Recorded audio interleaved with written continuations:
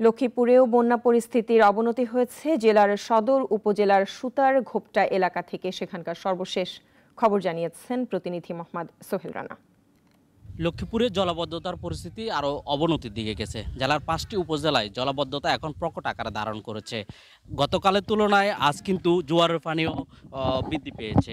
আমি এখন আছি লক্ষ্মীপুর সদর উপজেলার সুতারগুপ্তা এলাকায়। এখানকার মানুষ গত 15-20 দিন যাবৎ পানিবন্দী হয়ে মানবেতর জীবনযাপন করছেন।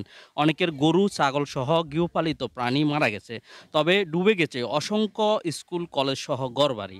এছাড়া গ্রামীণ সড়কে সব ধরনের যোগাযোগও বিচ্ছিন্ন হয়ে পড়তে শুরু করেছে। এতে চরম দুর্ভোগ ও আতঙ্কে দিন কাটাচ্ছেন স্থানীয় বাসিন্দারা। তবে বেশি ক্ষতি হয়েছে জেলার কমলনগর ও রামগতিতে।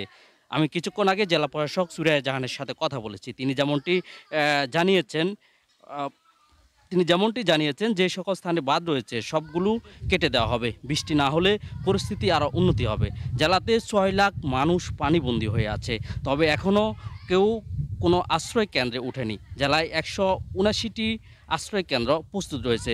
তবে আজ সকাল 8টার পর থেকে এখন পর্যন্ত জেলায় কোনো স্থানে বৃষ্টি দেখা যায়নি। এদিকে জেলায় বন্যা দুর্গত এলাকার মানুষের পাশে দাঁড়িয়েছে জেলা বিএনপি, জামাত এবং স্বেচ্ছাসেবী সংগঠন। তারা কিন্তু আশ্রয় কেন্দ্রে গিয়েও মানুষের মাঝে ত্রাণ সামগ্রী এবং বন্যা দুর্গত এলাকার মানুষের মাঝে ত্রাণ সামগ্রী বিতরণ করছেন।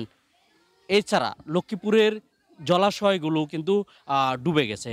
এই ছিল লক্ষ্মীপুর থেকে আমার কাছে সবশেষ তথ্য।